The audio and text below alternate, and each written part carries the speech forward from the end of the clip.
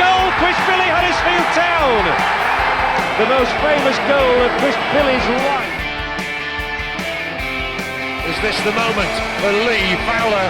It is. Take your place in Division 2, Huddersfield Town. Thank you. And Steve Simonson's boots now. He's missed. Steve Simonson clears the frame of the goal and collapses in a heap of tears. Huddersfield Town are promoted. Mustafa Schindler has a chance to write his name in Huddersfield Town legend. And he takes that chance!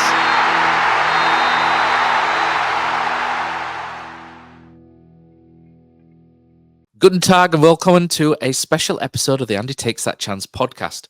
On Thursday, the 15th of February, Huddersfield Town appointed their new manager, Andre Breitenreiter. Who is he? And more importantly, is he any good?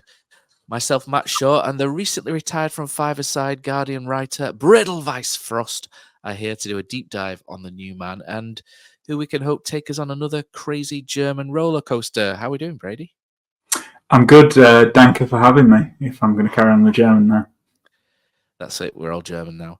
Right, so very briefly on Mr. Breitenreiter, he started his coaching career. So where did it all begin? So born in Langenhagen, Breitenreiter had a decent football career, I think. Played for the German under-21s and football clubs like Hannover 96, Wolfsburg and Hamburg before starting his non-playing career in 2009, where he scouted for Kaiserslautern before landing the job as head coach of TSV Havelse in 2011. They played in the North Regional League, which is similar to the fourth tier of England. They won the Saxony Cup in 2012 before he led them to their highest ever finish of second in 2013.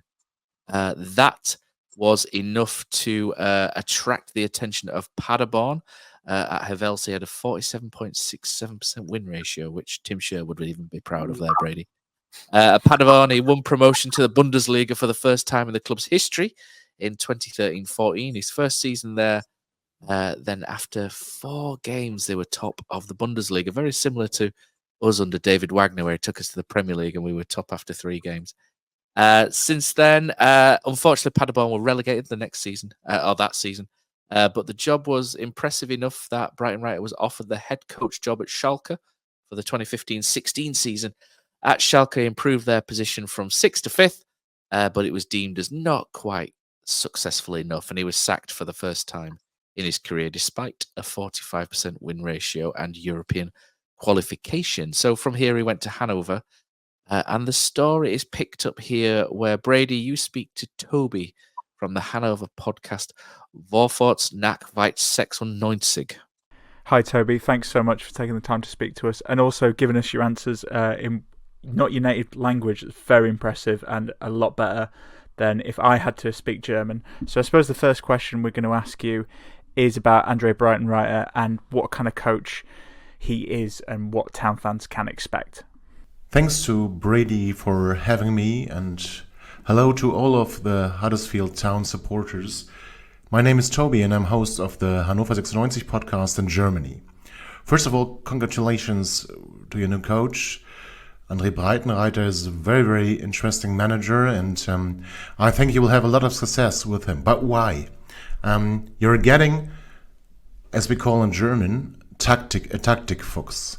That means that he is really a good tactical expert, and one of his best things is that he can put all the players on positions where they are the best. And he looks at the next opponents and he really decides, because of the opponent, who is playing and where the player is playing. So this is what we call in German a Taktikfuchs. It's good to hear, and I appreciate it's a few years ago, but having seen him during his time at Hannover, what would you say his strengths and weaknesses are as a coach? He's very good at analyzing opponents. He's very into video studies and teaches his players to react on the opponent and to act in advance. That means he's not just looking to react and how he can win the next game, but he's also looking of the strengths of the players you have to decide whether are the best, as I said before. And so it's possible that you will not see 11 players, the same 11 players in every match, but you will see the 11 best players for the next opponent. This is very good of Andre Breitenreiter. However, where you have many pros, you also have cons. And one of the cons is that Andre is not very used to work with stars. So this is nothing he really can handle. So what he can do is, form a team, like new players, improve them, make them better, but he's not really used to having stars and setting them in the best positions and handle with them. This is one of the problems he had at Hoffenheim, for example. And his problem is also that he will have quick effort. You will see an improvement just at the first match already, but it's not very easy for him to keep this improvement alive and to improve then even more. And you talked about how he is a bit of a tactics fox, as you said. How did he set up his team at Hannover, and what was his time like at the club? Andre Breitenreiter came to Hannover during the season. We were on the 4th place, and our goal was to go up to the Bundesliga. And so his job was to make that sure, make that clear, and to promote with Hannover. He did that, so he did a good job, and we made it into Bundesliga. But as I said before, it was harder for him to keep this spirit alive. We had a good season, a good first season in the Bundesliga, but a very, very bad season too in Bundesliga. Though it's always harder to have success in the second season, and that was his problem. His problem was that the second season was too bad, and that was the reason why he had to leave. Though Andre Breitenreiter is some club idol, he was youth player for Hannover. He won the DFB Pokal, the German Cup, in 1992, and he was very, very popular with his fans, and he was coming home when he became our manager. But it was his problem the second season to keep up the level, and that was the reason why he had to leave Hannover during the second season in the Bundesliga. And you've touched on it a bit in your previous answer, but just curious to know what his management style was like during his time at Hannover. As I said before, his management style was to be into video studies, to look at the players, the best positions they have, and not to have the 11 players who start in every game. So it's not like he had a starting 11 and they were playing all the time, but he changed a lot. And he tried to, we say in German, spiegeln the opponent. So he looked at the opponent and tried to have the best tactic to get the points. So that was his management style. Not so much into the real young people. So youth player, it wasn't so easy for them. But what he did is he improved many players and made them better. But as I said before, in the second season, he had his problems, his issues, and we had a new forward, and he didn't get along with him, and so that was the problem. As I said before, he cannot handle stars that good. No, thank you. Really appreciate that. I suppose to ask you, really, what do you make of his appointment at Huddersfield Town? Because it was a little bit of a surprise. Well, I think it's interesting that he signed at Huddersfield Town. Andre Breitenreiter always waited for a job in the Bundesliga, as far as I heard. So he had some offers from Croatia, I think from the Croatian national team, and from other countries, but he always said no because he waited for an appointment in the Bundesliga. So it's very interesting that he makes the way to Huddersfield Town and to sign in a not Premier League club. That's very, very surprising for me. But we know German managers in England. Daniel Stendel come to my mind, Hannover 96 player and coach, and his time at Barnsley, and I think it's very, very surprising that Andre Breitenreiter signed at Huddersfield Town. But I think it's a good decision for you. So congratulations to Andre Breitenreiter again, and I hope you will have a successful time. Greetings from Germany, and all the best from Tobi, host of the Hannover 96 podcast, Vorwarts, Nach, Weit. No, thank you, Toby. It's really interesting to hear about Andre Breitenreiter's time at Hannover, and I'm sure the listeners were very interested to hear that as well. Thank you so much, and best of luck to Hannover for the rest of the season. Brady, that smooth caramel voice there from Toby, very, very good. I think you dropped your stripping name in there, didn't you? The Texas Fox, halfway through that. Really interesting interview. There's a lot of similarities there. I know people are going to make this leap every time without fail with David Wagner, aren't they?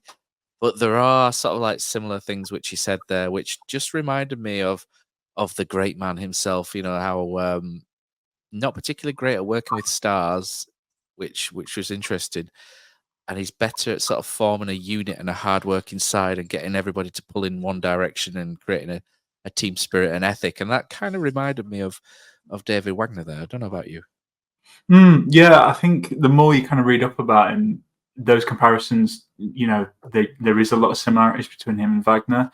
I think what you know, again, talking about the kind of immediate impact they had, I think that's really positive where we are in the circumstances with battling relegation. And I just, you know, listening to what Toby, I mean, I could listen to what Toby says about anything. I think he has a wonderful voice. But it's just, I think it ticks a lot of boxes. You know, I think that's really encouraging to see, and we'll kind of come on to what we think. But, you know, getting more and more intrigued. I feel very different about this to perhaps when we did our Darren Moore deep dive not too long ago.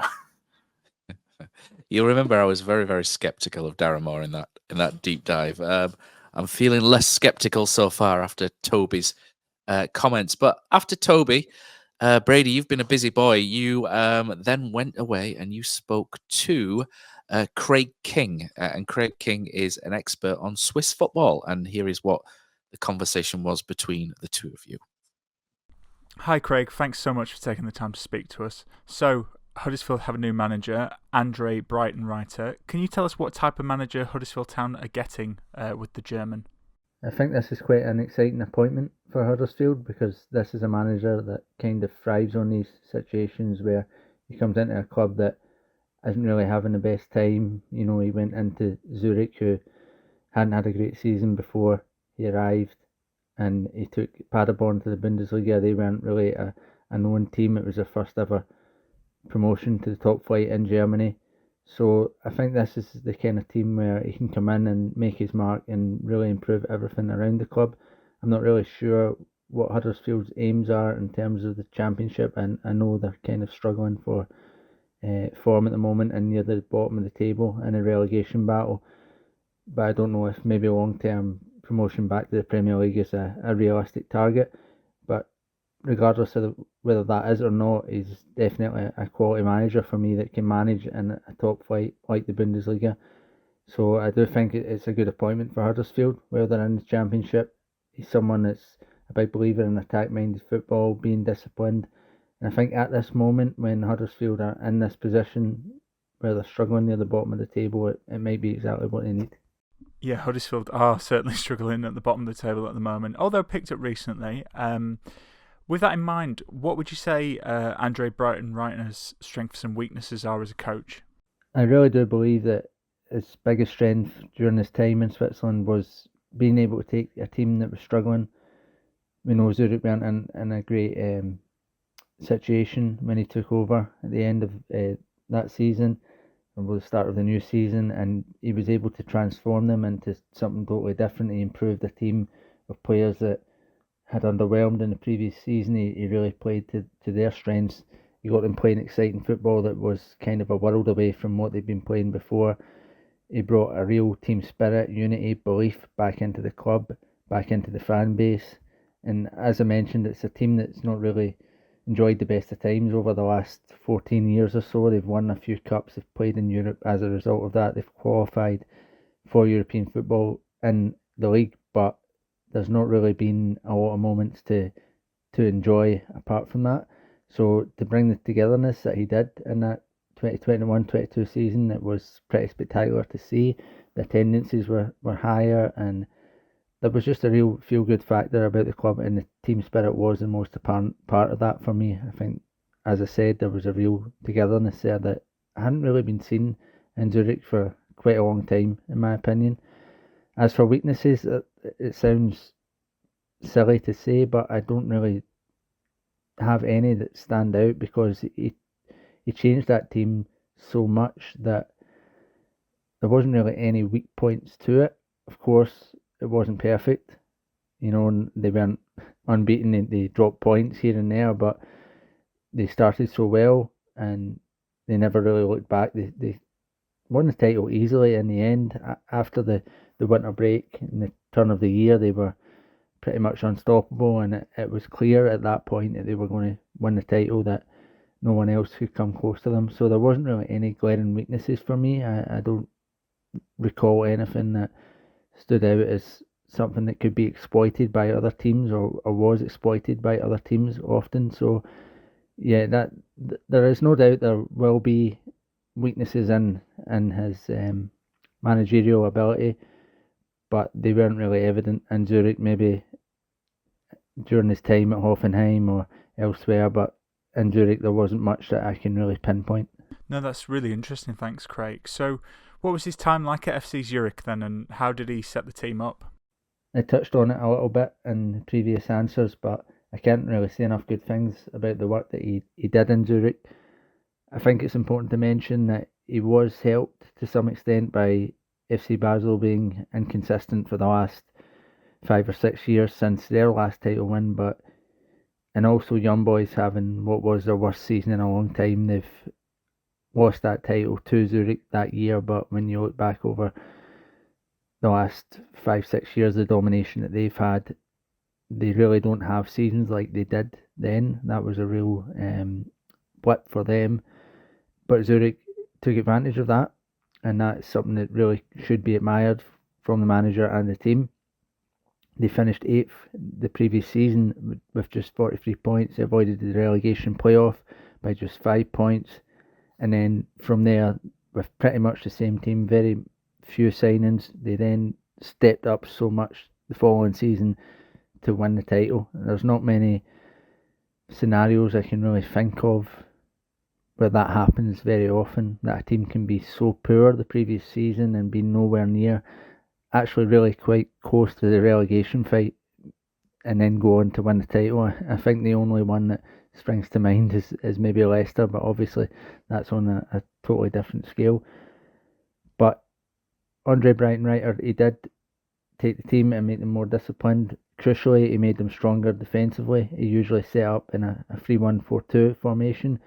Usman Doumbia, who again had been at the club but didn't really show anything spectacular in his time, became such a key player just in front of the defence, and they were really a strong unit defensively. They'd conceded 58 goals in that previous season that I mentioned. That was just 5 less than those that were in the relegation spots, and then they conceded 46 in the title winning season, which was the second best in the league. Only FC Basel had bettered that, so there was a real significant improvement in that. And then alongside that structure that they had defensively, they were one of the best counter-attacking teams. They scored 78 goals. 20 of those goals came from Asan Sesi, who, again, a player that I think a few people and myself had written off. Didn't really think he had the tools to be a consistent goal scorer, but he scored 20 goals, was a top scorer, 11 assists, and again, he was another player that was improved massively by the management, and a really key part of why they won the title.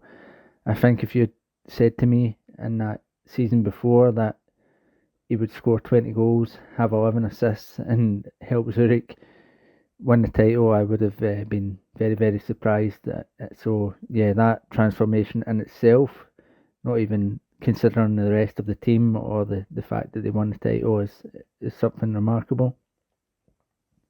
But, yeah, they started that season with 4 wins in a row.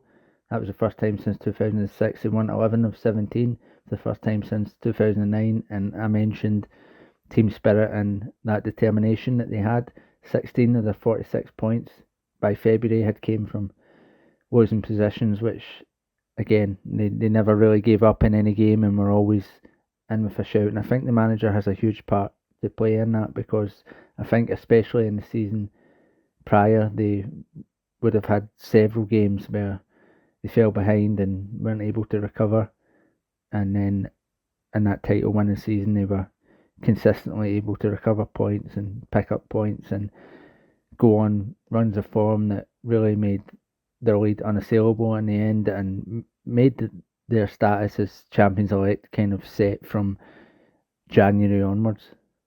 Yeah, and you touched on it previously there, but obviously he won the title during his time in Switzerland, and you've mentioned a little bit, but how does that rank as an achievement in the context of FC Zurich as a team?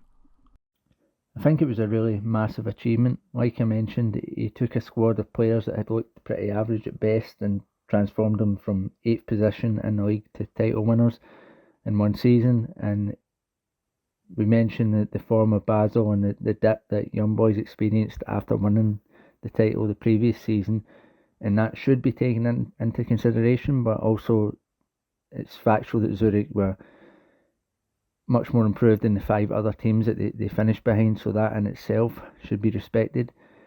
And as much as Zurich have such a rich history in Europe and Swiss football, they've won a lot of league titles. They were playing in the second tier of Swiss football as recently as the 2016-17 season. They only spent 1 season there, but again, it wasn't so long ago that was the case. They hadn't finished higher than 4th in the Super League since 2015, so there had been a real malaise at the club. Other than those cup wins and some nice moments in Europe, they'd not really had a lot to celebrate. And again, they hadn't won a title since 2009. A couple of seasons later, they finished 1 or 2 points behind Basel, and then since then they've not really came close again. So to bring that back to the city with such style and to do it so convincingly was such a massive achievement. And also, of course, when you consider that their bitter rivals, Grasshoppers, haven't won a title since 2003, that's also quite sweet to bring that title back to Zurich again. And of course, the title was unexpected in itself. I don't think anyone expected Zurich to go out and win that title. I think Young Boys were the favourites as always, and even if you were to tell people that Young Boys weren't going to win it that year, I'm not so sure Zurich would have been close to the top of that list. And of course, it's a great thing for Zurich as well, reputation-wise. I think they're one of those teams that are in the public consciousness of a football fan when it comes to Swiss football. When you ask anyone to name Swiss football teams, I think Basel and Young Boys will be the ones at the top of the list, and then quickly followed by Zurich. So for them to really get success again is just a massive thing, and the whole coaching staff, the team, Andre Breitenreiter, the players deserve every credit for that achievement.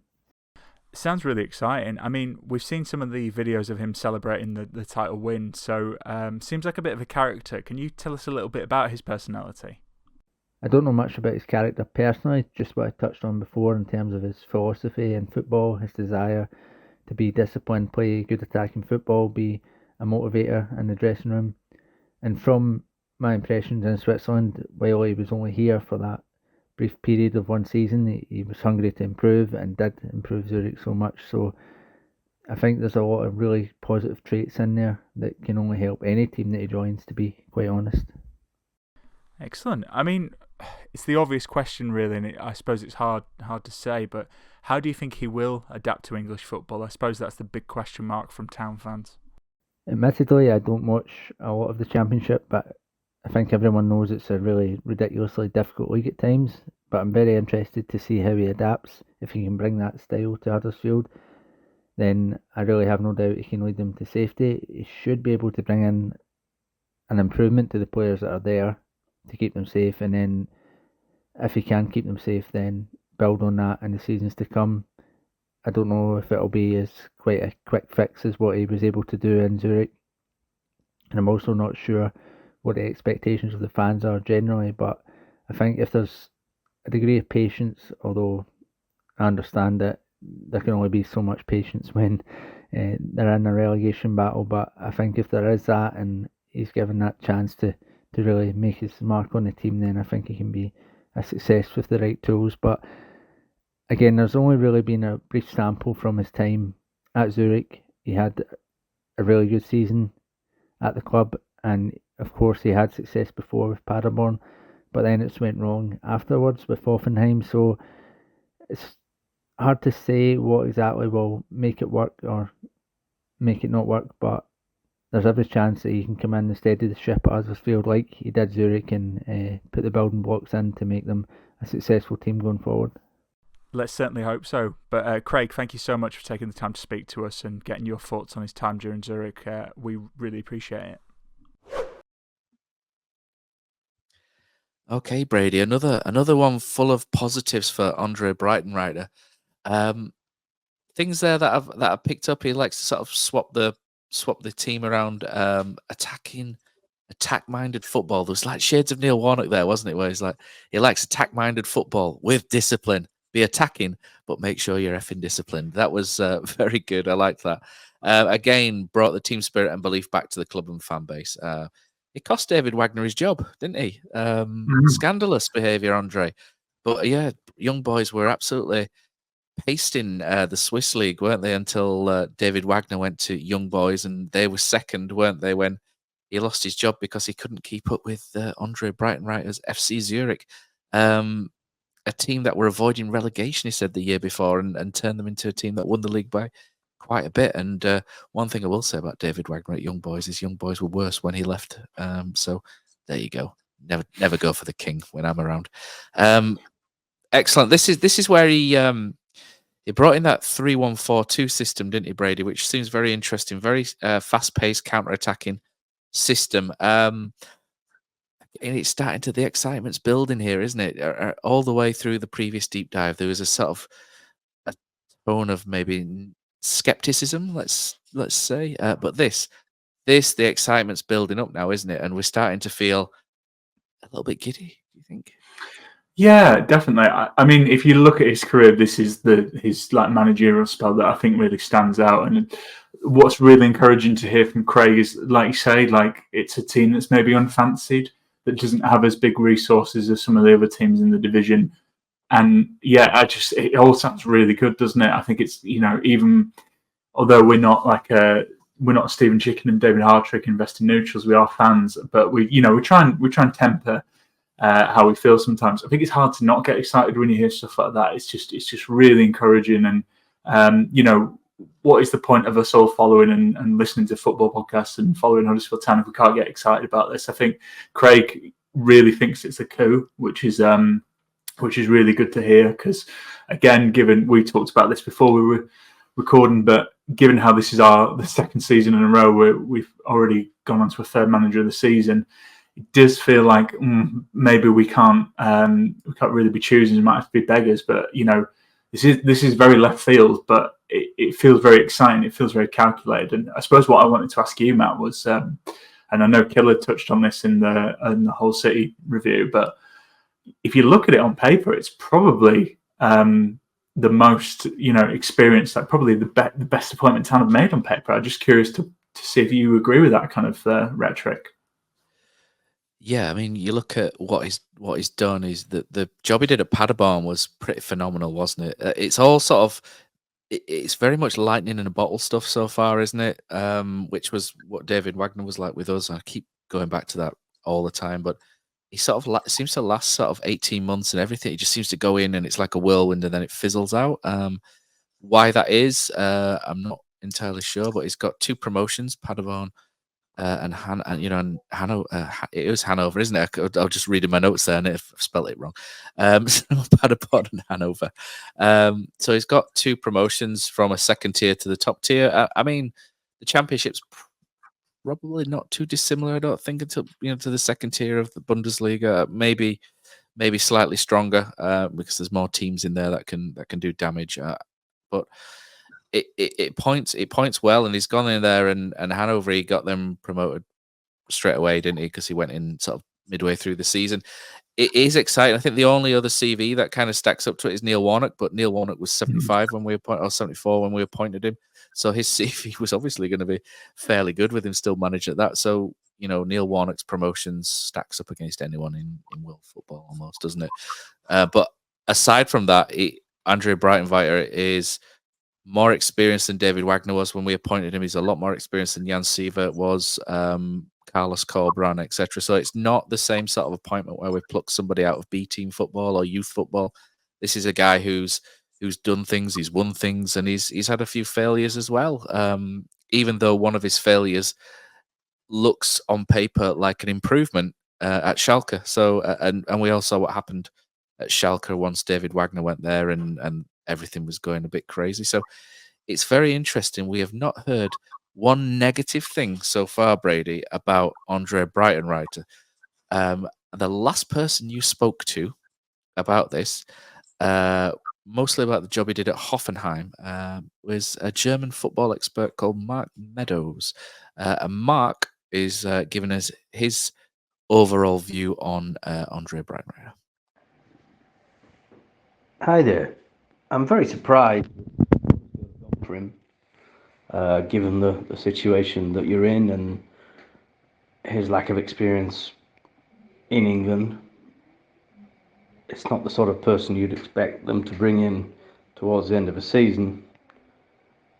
It's very experimental. I've never been particularly impressed with him. Yes, he finished second in the German second division, 2014, with Paderborn to get them up. Then he left for Schalke. Everyone who's been at Schalke has failed in the last few years, so that's not a huge block on his copybook. But Hannover, it all went stale quite quickly. Yes, he had success at Zurich, but the Swiss league is not very competitive, and if you're half a good coach, you can do well in Switzerland. And then he came back to Hoffenheim. This was sort of his big hope, going back to Germany again and kind of rehabilitating his reputation after flopping at Schalke and Hannover. And he started well, playing reasonably bright football. He doesn't really have any set tactics or anything like that. He kind of fits to what the squad he inherits has. But the recurring theme is things going stale reasonably quickly.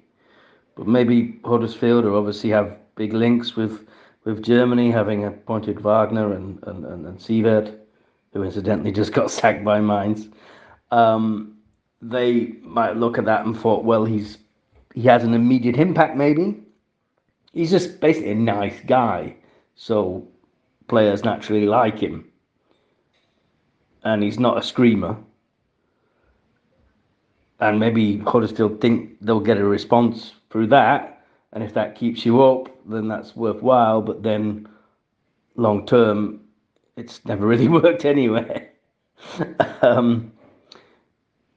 But he's sort of known for exceeding expectations. That's certainly what he did with Paderborn, and in a sense with Zurich, maybe being a bit harsh earlier. It was I think the first time they'd won the league for quite a few years, since 2009, and they won the league very easily and kind of destroyed young boys who'd been the big rivals at that time. And he scored a lot of goals with Zurich. I think it was, just looking here, 78 goals in 36 games. But he didn't score a lot of goals with his sides otherwise. I mean, he obviously had Andre Kramaric at Hoffenheim, and the big joke in German football is, well, if Kramaric doesn't score or isn't on form, then Hoffenheim don't score and aren't on form. And that was a little bit his problem towards the end. Again, as I say, I'm very surprised. I don't know how his English is. He would have obviously spoken German while he was coaching in Zurich. It's the German-speaking bit of Switzerland. And yeah, you can say he's attacking, given what he achieved at Zurich with all those goals. And he kind of doesn't play with two holding midfielders generally, but maybe at some of the clubs he's been at, he should have done. And sure, everyone's into gegenpressing. And that's certainly what Paderborn did. But with a side that's struggling, where you need to shut up shop first and then look to press higher up the field, it could be dangerous. So, cross my fingers for you. Got a good friend of mine who's a Huddersfield fan. But I would be slightly alarmed. He always looks very smart, even when he's wearing tracksuits. I always thought, when he wears a suit, looks smart. But even when he's wearing, the normal clobber, he looks a smart chap. But I really don't understand why you've gone for him. I know the German link with Huddersfield, but I'm afraid this is going to be may end up more being like Sievert than like Wagner. If you need anything else, then let me know. Cheers. He's shit, but he dresses nice is pretty much the message from Mark there. So we've had our giddiness tempered slightly by Mark, who's a German football expert. I don't really get the Sievert reference in comparison. I know Mark's technically a lot more learned, shall we say, than myself in German football. But I mean, Jan Sievert failed at Rot-Weiss Essen before doing okay at Dortmund, but he didn't do what David Wagner did and got them promoted. And then failed at Town miserably, and then failed at Mainz very quickly. Jan Sievert's been more of a bit of a disaster, hasn't he? Really. But Breitenreiter's got 2 promotions on his CV and a league title in Switzerland, so it's very different. So, I mean, it doesn't do you any harm, does it, Brady, to sort of temper your expectations a bit and not get too swept away. But I mean, the way that he described how they play, the style of play is very similar to how John Worthington's had us playing anyway, isn't it? Or by where it sounds. So maybe we're a little bit more geared up for Andre Breitenreiter than maybe Mark expects. Yeah, it's funny. Like, obviously, speaking to Toby, I was like, "Oh, yeah, this feels quite good." He seems to really like him. Speaking to Craig, you're like, "Oh, yeah," and then speaking to Mark, you're like, "Oh, okay." And I suppose that's the thing, isn't it? Like you say, it's the main question is, will he adapt to English football? That's not to be all this is our game kind of thing, but I suppose the positive is there. He has been in Switzerland, he has been in Germany. He's shown he can do it in different countries. And like you say, with John Worthington and how we've lined up, I think Stephen Chicken made the point. It's kind of how Worthington's had us kind of off the ball is similar to how Breitenreiter likes to set up his teams in general, although he's quite flexible tactically. Look, I think we kind of touched on it, but any appointment at this stage of the season, given the context of Huddersfield, is going to have some question marks around it. There's no getting away from that. It's just, I think, like you say, maybe it's we're not experts on German football like Mark. All I would say though is I think the positives you can take, and this is from chatting to everyone we've spoken to, he does seem to get a tune out of his squad, and they seem quite quickly. And I think particularly how this is kind of an appointment for this season, but also looking ahead, I think that's really positive for Town. And we don't know the conversations he's had with Kevin Nagel, but I can't imagine he took the job without some promises in the summer. And as we've kind of touched on the pod, that there is the need for a rebuild with Town. I think so. Yeah, look, like it's a shame to kind of end on that one, I suppose, but it's I think there's plenty of positives you can take. I suppose it's the question, are you a glass half full, glass half empty? I think there's loads of things you can look at that are positive. There's some things that are questionable, but for the situation right now, I would argue I don't think Huddersfield could have done a better job really in getting Andre Breitenreiter. Yeah, I'm going to be excited as well. So the press conference and his first interview is due to come out very shortly, and what we'll do is we'll take a listen to that and then report back the general feel and the vibe that we get from that. Because I feel I've always someone who finds that the vibe around the place is very important. The buy-in, the whole, it just creates momentum, excitement, and it just pushes the team on. I think because it translates into the stands and then translates onto the pitch. So. It's going to be very, very interesting to see how that goes. So, Brady, you're off to watch wrestling at the cinema, aren't you? So, what we'll do is we'll draft someone else in very quickly to discuss the press conference and interview, and then we'll pick up the story from there. And just like that, Brady's gone wrestling, and he's been replaced by a tag team of killer Kozwalski, as we have Ian Kilroy and Richard Kosmala. Lads, I'm sold. We're looking back on the first interview and the first press conference from Andre Breitenreiter, and there was a lot to like. Very good. I think the first thing that kind of stuck out was his English is really good. Really good. There was a manager I recommended just on the podcast, Stefan Baumgart, and the feeling was that he didn't really speak good English. No such worry with Andre Breitenreiter. And I remember when David Wagner came over and he said he wasn't very good at English, though, didn't he? And he could speak more than any of us. He knew more English than all of us. So I think that was the first thing that popped out. Not that we should be surprised, because the Germans are usually good at that. And then the other thing was really sort of he's been around the place, or he's been here before in 2015 and spent a day with David Wagner, and then had a night out with Elias Kachunga and Michael Heffley. I bet that was something. But really good first impression. And you know what they say about first impressions; they last forever, don't they? Kosi, you were there, viciously scribbling notes down like a balding journo. What did you make of the first interview and the first presser? Well, this is the guy who thought Darren Moore were a coup. So let's be honest. I don't know if I said it on the pod live, but I definitely put it in our internal communications channel. So take everything I say with a pinch of salt. I could definitely put you back in your box on that one, don't I? Yeah, what happened to Darren Moore? He's doing well at Port Vale, innit? Anyway, moving on to the subject at hand. Fantastic. I'm easily pleased, though, Matt, to be fair to me. And you know how much I love my continental football, and German football's really been kind of a real love of mine since I went on my first visit to Schalke and just kind of let us experience that culture of it. And I've absolutely loved it. And obviously, the Wagner, revolution, as it was called at the time, that was obviously, amazing for us. And then the Sievert thing. But I've kind of carried on my love since then, been to a lot of these grounds. Obviously, he was at Hannover. And when I went to Cologne a few weeks ago, that was, you had to change it Hannover to, I was going to Wolfsburg, and Hannover were playing in that lunchtime. And it was incredible, like the amount of people that were going to their game. And so the big thing for me, kind of a little tiny bit of knowledge for German football, is a lot of these clubs that he's been at has been like, big deals.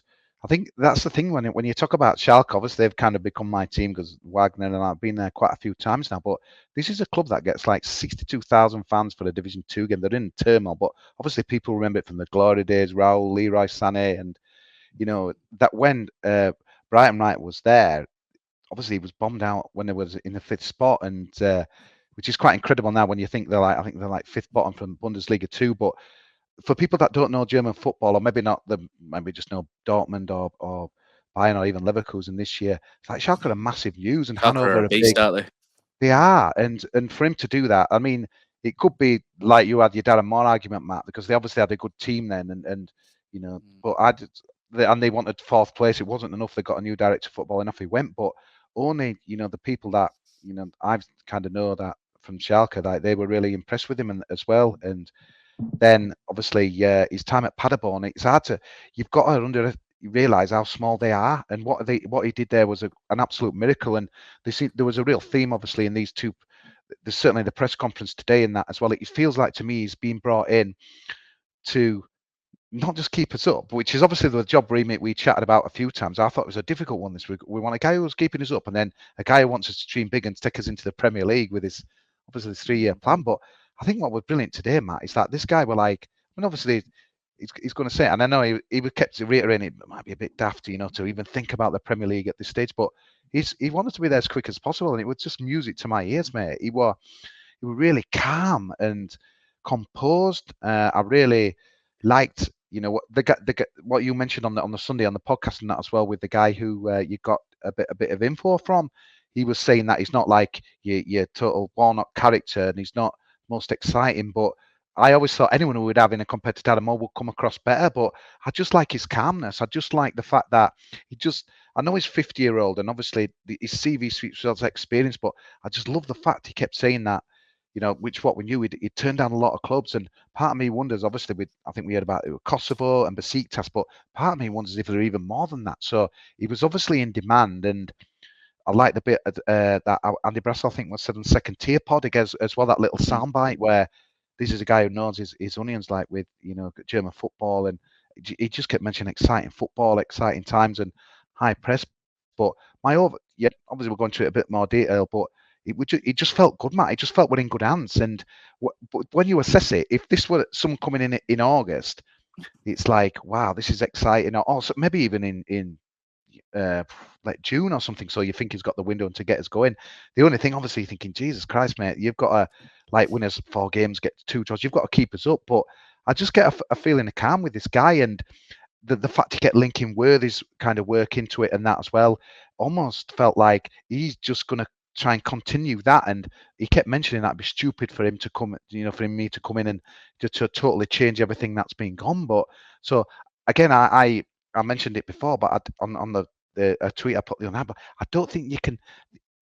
If it had come in straight after more, I think it's a difficult job. But the work Worthy's done, you could play this back in May, we've been relegated, but I can't emphasize enough the 4 games that Worthy's done. It's almost like he's created the culture that Andre wants to continue. So to me, it'll just be a little bit of tweaking rather than a major overhaul, which if he'd have followed more, I think we would have to done. So, but just kind of buzzing. And again, I'm thinking, like, do we get down to Watford on Saturday? And while nothing's guaranteed in football and he's got to keep us up, it just felt that he's taking everything in his stride. And obviously I'll let Killer come in now. I've got a few more other points that I wrote down, but yeah, I was just trying to rein it in a little bit, thinking, but it was always going to be an easy sell for me because I'm really into German football. I like the German culture. You mentioned your mate, Mr. Boom. I don't think he's going to wear any flat caps and be doing that. But just little things like we saw them pictures with the Stone Island and stuff. I just think he's someone, if he gets it going, and what a first game. And I loved it how he won't be pushed on the Leeds game, and classic playing. He's always been England too much, hasn't he, already? Saying he's Watford away. He didn't really want to mention Leeds again. So he's clever, and he's done all his homework. Yeah, bring us back in later on, Matt. I'll let Kill have a go. But so much to be positive and excited about from this guy. When you look at it, it's a unknown punt, really, when all said and done with his experience in English football.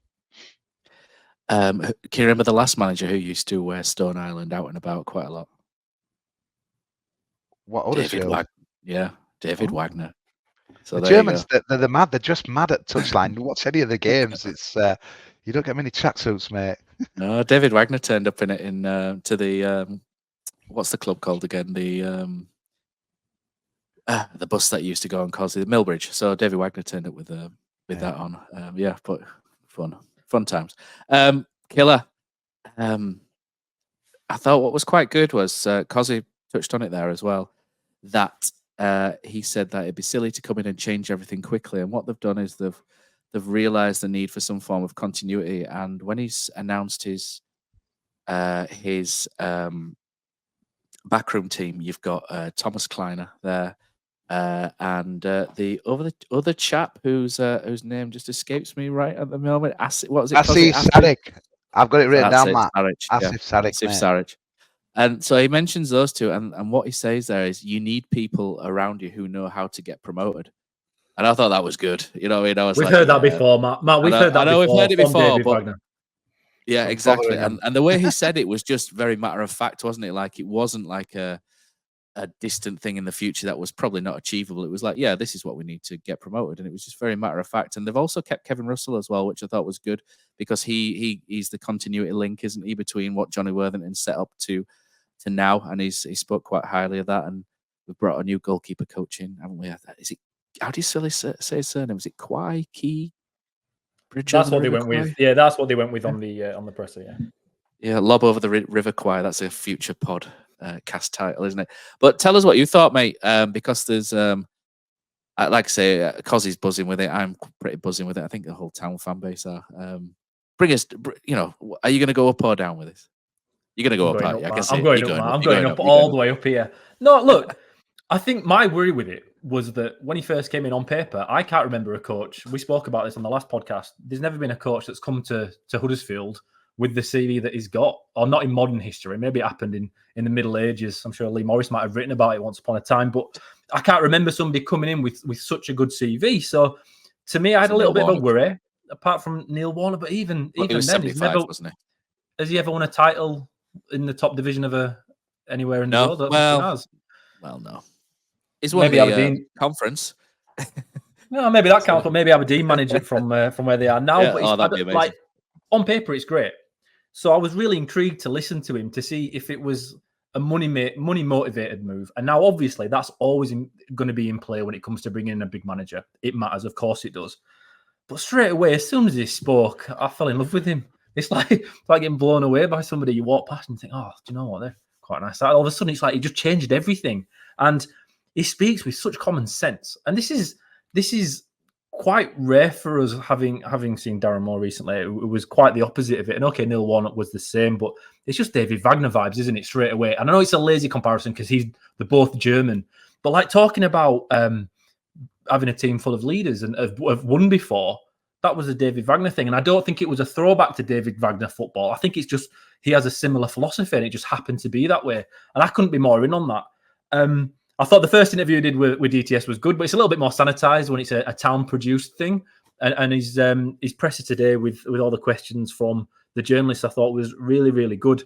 But like you, Matt, I really enjoyed the way he's explaining about the kind of football he wants to play. And it does sound like Worthington football or Kevin Russell football. Maybe he had more of a impetus in the style of football that we play than's been let on.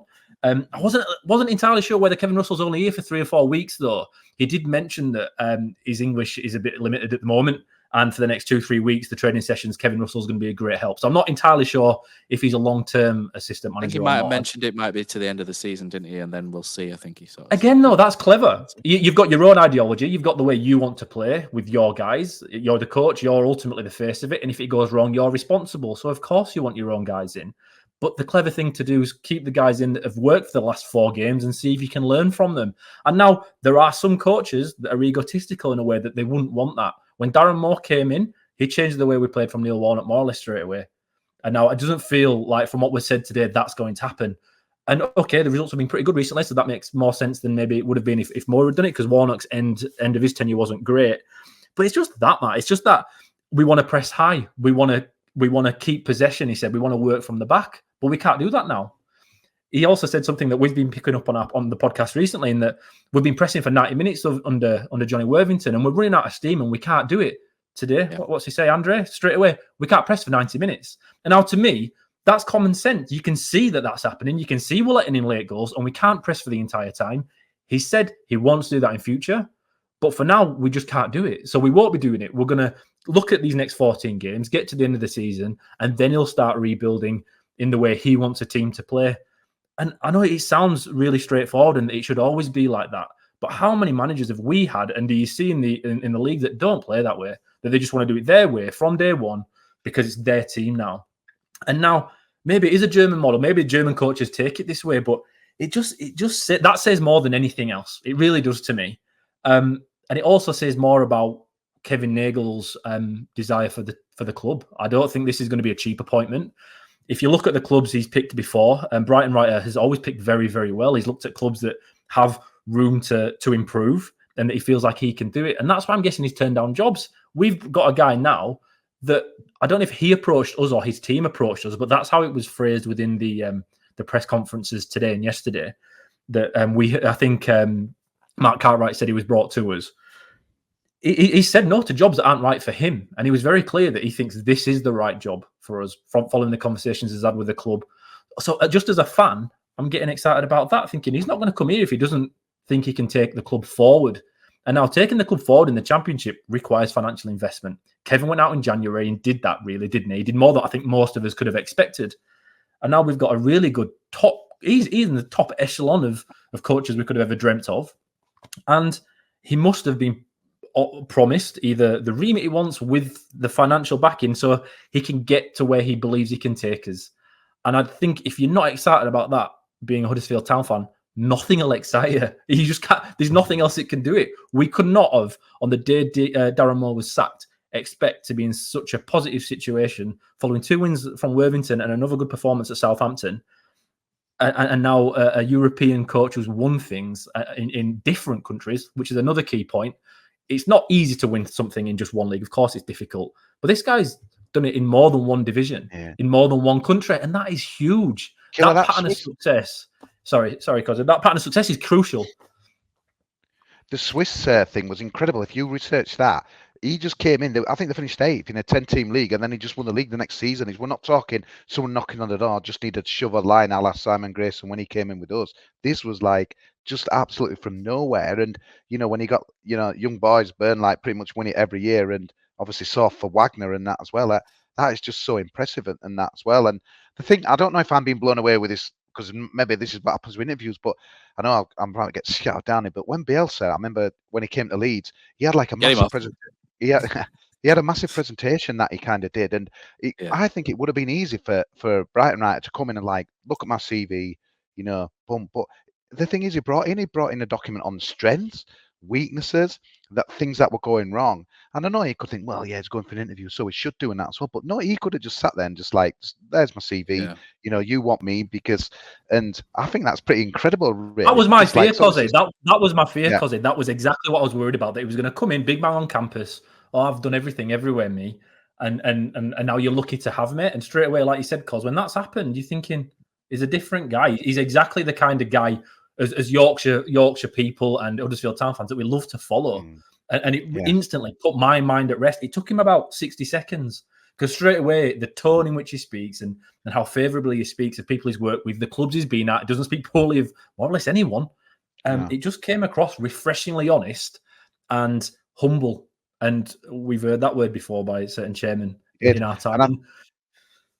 I think the thing as well that he emphasised a lot, which I was really blown away, and he'll get the fans on side as well. Huddersfield, he's got history with Huddersfield before. So part of me, when you first stated it, you think, yeah, whatever, mate, and that as well. And then obviously mentioned the dinner that he went with Kachunga and Effley, and it's like because he said he spent one day in the town, but he's always kept an eye on it. And I think when people are blagging you and that as well, especially like foreign coaches, because let's be honest, we're not a massive name, but the fact that he's kind of kept tabs on us and knew, and the one thing that he didn't really lose any kind of his temper in the interview, but I think it was Chris Dawkes that asked him at the end, says, is it a risk for you?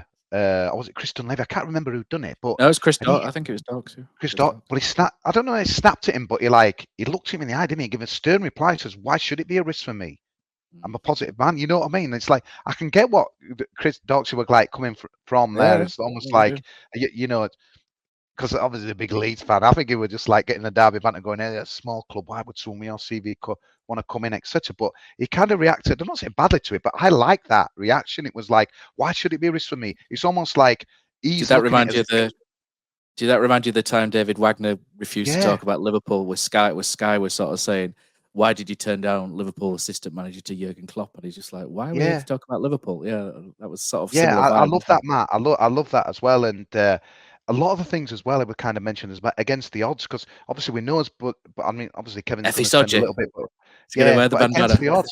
and his promotions have been against the odds. Obviously, the Paderborn promotion was against the odds. The Schalke one, you could argue, obviously, maybe expectations were a bit higher with the team that they had, but there's the Zurich, the Zurich thing was against the odds and that as well. And I think the fact, I know we heard it all before Premier League and God 3-year plan and stuff, but just mental when they were saying I want to get there as quickly as possible and things like that as well. It was just so good. I just like the fact that he'd done. Yeah, he hadn't come in. This is who I am. I've just trying to sell the club to sell, this is I'm Andre Breitenreiter, your best candidate. He was just fantastic and just calm as well. And I found him really interesting, Matt. I know that it was interesting what came on the pod on Sunday when he was saying he's not you're not going to get like one-liners like Warnock or whatever. But I found him, maybe it was just first interview or whatever, but I just found it really interesting. And Oggy, again, just like his first question, Oggy's Oggy, innit? But he could have like, why are you here? It was just like, I know there's another way he could have phrased it and that as well, but it would just for this first question by a press person and that as well. It would just but by the end, I think even Oggy were a little bit bought in and that as well. I know, God, he must have interviewed that many managers and been cynical, so it was just a tick. I didn't see a bad thing really there. The only problem is he's got to keep us in the division. It's just a shame it's not July and it's starting from scratch, but we are where we are, and I think that makes the decision even more incredible from him because he's putting his reputation on the line. So I totally get what Chris Darts was saying. A risk for me. I think that's what he was trying to say. It's almost like you might have a relegation. You might you might go down. Yeah. But he's not seen it that way, and he reacted really. Why should it be a risk? Because like defiant.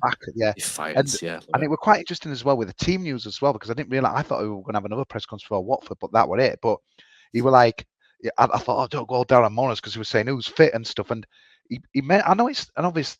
I know you might think this is just like, wow, you shouldn't be excited this, but he were like really enough both players who were like, might not be for Jonathan Horgan. It's clear he knows the players already, and he's only had 2 training sessions as well. And it's absolutely, honestly, just as first impressions go, this was just like a fantastic one as well. But and obviously mentioned yesterday in about his family. I think his family is staying over, but they're all coming over for the Leeds game as well. So. It's when you think about that, let's be honest, you can imagine us moving to a job and just leaving his family behind. It'd just be like unbelievable. I know the Germans are different because they're kind of Wagner with it, but honestly, that is a sacrifice he's making, and he's just for Huddersfield Town, we're 20th, 21st in the championship. It's not like we're expected to go up anytime soon. It is, yeah. I'm trying to rein it in, but it was just so good to hear what he was saying, and I can't wait for Saturday. Already. Killer, I could imagine, Killer, that the opportunity for you to go work abroad with having 6 kids in that house would be tempting. But, so maybe I'll be there in a second. I'm looking forward now. Actually, if there's any jobs available anywhere in Europe, I'm qualified and ready to go. There we go, mate. Go back to you, Killer, because tactics came up as well, and you were. I think the first time we heard of Andre Breitenreiter, and the first thing that pops up, you see the articles, etc. And it was all about how he loves 3-5-2 or 3-1-4-2, wasn't it? And you, being a big fan of the back three, kind of grimaced maybe a little bit. But if you listen to something Mark Cartwright said in there, and Kosi touched on it again because he's whizzed through most of that. But he came in with a list of players in different systems, doing different things for different jobs, and he came prepared. Like Kosi says, he came prepared. Okay, and I think Mark Cartwright was looking at him like a forlorn lover, wasn't he? Sort of like all glazed over in the eye, like Clibbins with Wagner. And I think that was one of the things that came out. And Mark Cartwright talked about Huddersfield identity as well. That's something we mentioned on the podcast before, where we've not been sure exactly what they're trying to do. In terms of recruitment, what are we recruiting for? What are we trying to do? How are we trying to play? But these things are now starting to clear up, and that was great to see from Mark Cartwright. That we're starting to think of the identity of how we're going to play moving forward, and how it's going to drift through to the academy and bring them through that way. And that's something they did do when David Wagner was here as well. David Wagner put something together for because I attended a seminar that he did, and what things to look for in different players in different positions and how they would come through the system, which was really good. And it looks like the club are going to go back to that, which is good. So tactically, it might not be the 3-1-4-2 Killer, and we might go with a back four, and you might have a big smile on your face as we go 4-3-3 and flying from midfield. I'm smiling like Mark Cartwright now. That's the thing. I honestly, regardless of my opinion on it, I don't think the team that we have in the division that we're in, it works. That's kind of where it comes from. And it's so refreshing to hear him that he's got so many different systems and he brought it to the club. I can't believe that that's not a common thing, though. I actually thought most managers going for a job would have that available to them, but it seems to be quite a different thing. But it feels like it's David Wagner era too, doesn't it? It feels like, right, that worked once, let's go back to that. And I couldn't be more in on it. like you say, Matt, he's got more than one system, which to me says he's going to look at the teams that we're playing. Do you like some coaches play their own way, regardless of who we're facing, no matter what? Some coaches come in and just have like the defensive football because we just don't want to lose. It feels like we've got a real tactician who's going to try and adapt to who we're playing against. And now I think, again, if you're a small team in a division trying to overachieve based on the revenues that you've got and the money you can spend on a player, that's exactly what you have to do, because we're a club that can't bring in players that are the complete article. You're going to bring in your Van La Parras that are amazing on the ball but have no end product. You're going to bring in your Radulovic who's bagged so many goals in Finland but then isn't probably right just yet and needs to adapt his game for the English league to be able to score goals at our level. Or you bring in Healy who's injured, been injured quite a bit, and he just needs to get used to it. This is what we're going to be working with. And to be able to work with that, you have to be a flexible coach and find different ways of playing. And to me, Breitenreiter sounds like he's that kind of guy. We do need I feel like at the moment, honestly, if you go on Twitter, though, everyone's talking about, we need a football culture. We need a football culture. And it's this keyword thrown about here, there, and everywhere. But with a team like us, you definitely need some sort of defined style of play so you can bring in players fit for that system, especially when you go through managers as quickly as professional clubs do now. You need to bring in a guy that is a certain height or a certain size for the type of position in the system that you play. And it really feels like we haven't had that under Darren Moore. We definitely not have it under Neil Warnock because he were a firefighter. Darren Moore, it just didn't work. Whereas now it feels like for the first time there's a bit more hope, doesn't it? It looks like you say, you're looking for something that might happen in 12, 18 months. It feels like there's a progression and something to aim for. And I couldn't be more excited. But his tactical talk I thought was fantastic. And a quick one back to the talking about who was available for Watford. Darren Moore always said nothing, didn't he? I'd like to play a game, but he didn't say that. He just kind of inferred that he wasn't going to, and then all of a sudden be playing. Whereas yesterday, Breitenreiter said, I'm not going to tell you because I don't want to tell Watford. That's more or less what he said. Exactly. Common sense and honest openness. Yeah. Totally secular. And we said it before about Darren Moore, but it so frustrated me. It was almost like if trying to come across as a Mourinho kind of clever guy, and he just makes everything so complicated and just turn people off and that as well. And it makes me excited for more of his press conference as well. And another couple of things that I picked up on that as well. I like the fact when he said all staff. It's not a one-man show, was his words, not a one-man show, which I just think if I'm working there, it's just it's brilliant. It's like I know it's an obvious thing to say, but we've all got a part to play. And I can't believe that, there's the staff out there. I think there's going to be a bit of an aura in there against him, with him and that as well. Almost like, wow, this guy is, it's like you say, I've never known, like you said, someone will have a CV as good as his as well. And I know you kind of maybe can count against because obviously we've drawn so many against, but he says we've got to be hard to beat. So I think the best thing about the last 4 games is, we lost on Saturday late on, and you could have argued, maybe we should have, like you said, picked up on not run back with the ball at the halfway line. But the last 4 games, the opposition have found it difficult against Huddersfield Town, and we haven't had that. Even though we've drawn all them other games, I don't think you speak to opposition managers, they're thinking they're going to get an hard game. Where now it's like Worthy. I can't emphasize enough what Worthy starters almost like. I think it's just going to be he's going to make it a lot easier for Andre to carry on as well. And I know we're mentioning as well that you don't like us being down there. What's that Nagel diary that you guys mentioned on Sunday? And it just feels like, I know you could, well, hang on a minute, you put it Darren Moore, Kevin, but obviously he's learned the hard way and compensation way as well, where he's paid off.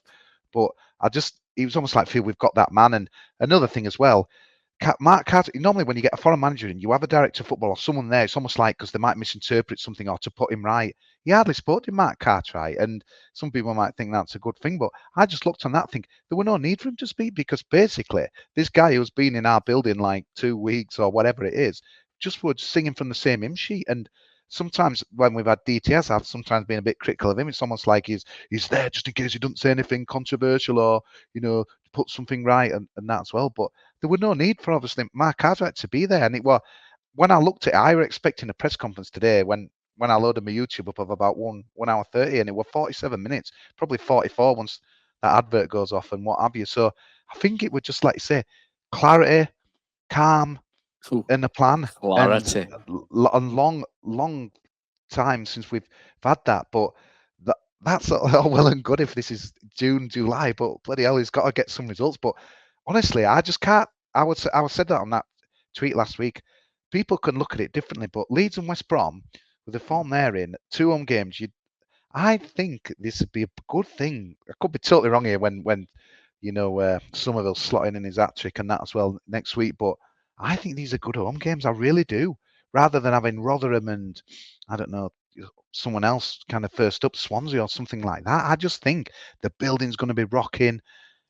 Andre's going to be there. I just think it'll be a little bit of tweaking. I think the fact he'll be there, just at the dugout, with his arms folded, I just think, let's be honest, you ask Corberan and Fark, I know they'll say it's about what we do, that counts, the old Brian Orton phrase, but I think, bloody hell, our game's a lot harder now from our appointment. And honestly, it's you're dancing with the devil, aren't you, with Town like we are in this relegation battle. But I just think, yeah, I'm excited because if we stay up, which we hope we'll do, and fingers crossed, I think we will. But then the summer's going to be so exciting for us because I'm not saying right, we're going to aim for the Premier League, but there's a guy with a plan, and everyone's going to get a chance straight away. But he'll quickly figure stuff out, and he'll be thinking, well, there's surplus to requirements. I just think we're in for a good.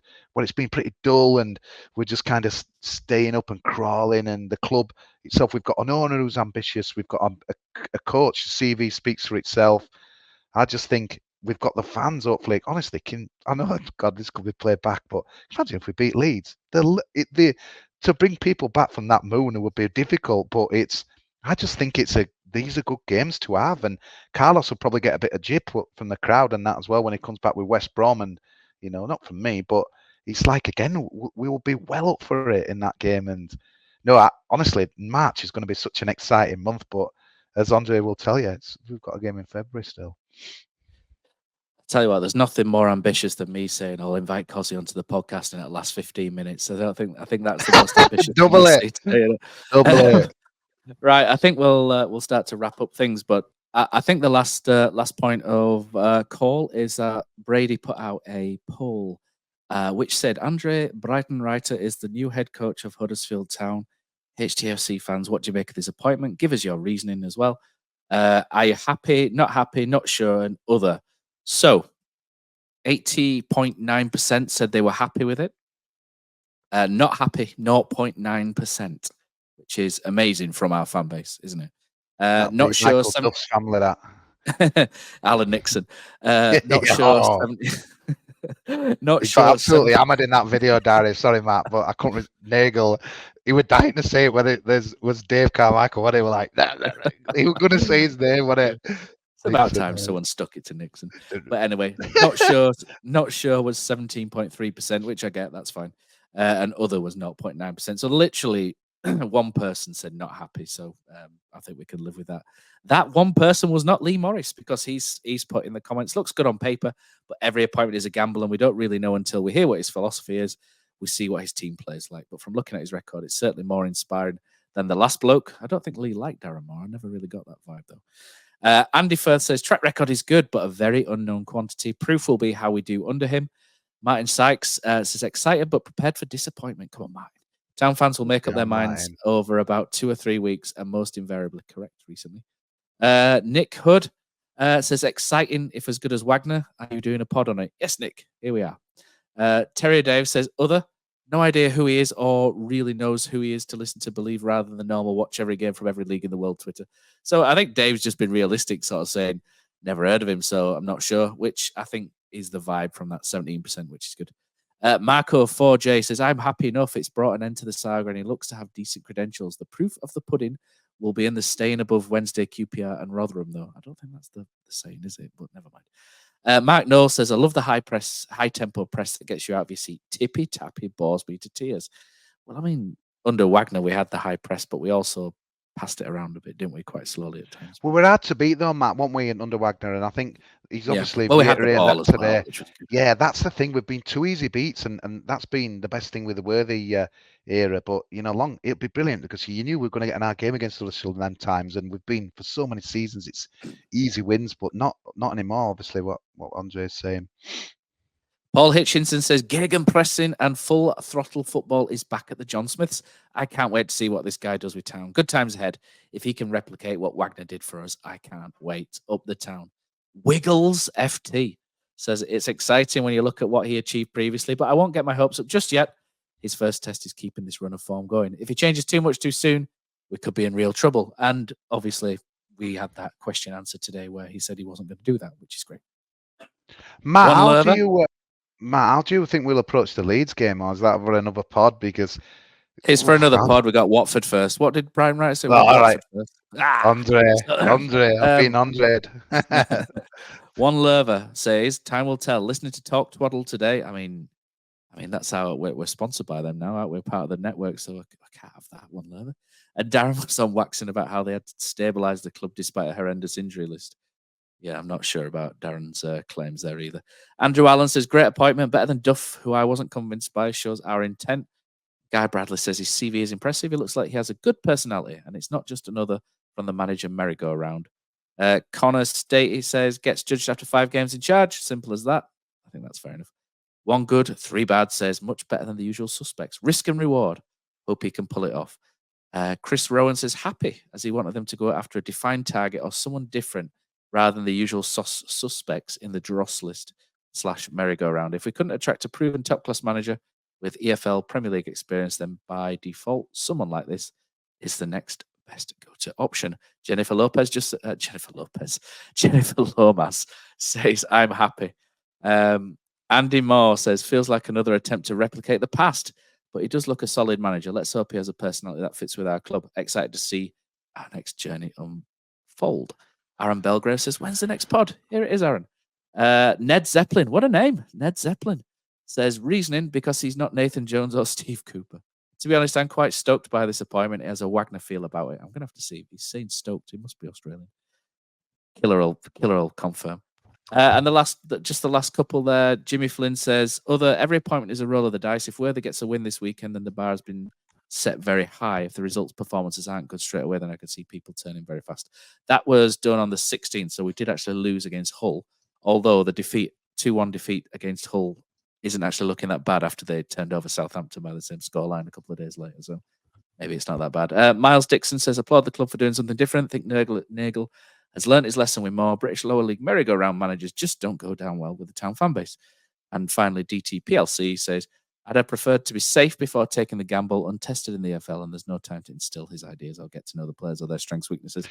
And it's a massively pressurised situation." He ain't Matt, but he's an experienced coach. I think that's some of them points for me missing the point. He's an experienced coach. He's not a Seaver who's just come in, and I know kind of Wagner had come in like from the B or the model, but this guy's experienced though, and I get Championship different, but he's no mug, and he won't put his reputation on the line. And obviously, I'm talking him up like his agent, but I just he's never managed in this and that. He's not daft, and it's just can't wait. I can't wait for the games to begin, and it's March is a mad month, and we've got games week, Tuesday, Saturday. But yeah, just here we go, innit? It's here we go indeed. I think the takeaway from this is that the appointment definitely has the seal of approval from the fan base, including us, and the ones who voted. So, hats off to Mr. Nagel and co. It looks an exciting appointment. And I think we'll call it there for now, because this has gone way over because of Kosi. And what we'll do is we'll be back with a main pod at the end of the week. So thanks, everyone. Thanks for everyone who's commented. Thanks to Mark Meadows, Craig King, and everybody who's offered their insight. Guys, thank you, and we'll be back soon.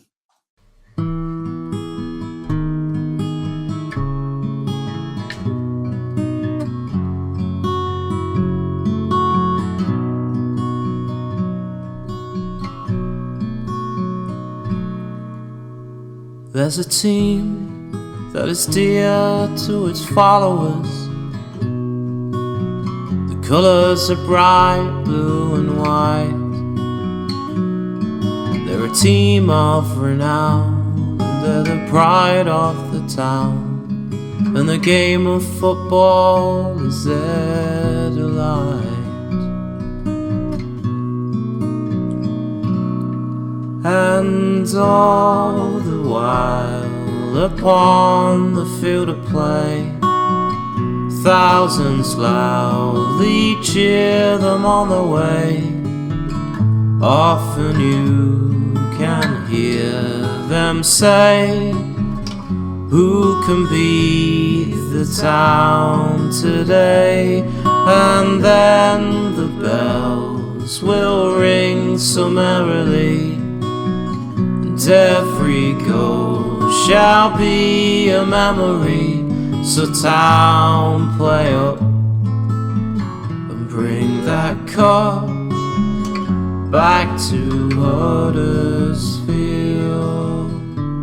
So town, play up and bring the cup back to Huddersfield.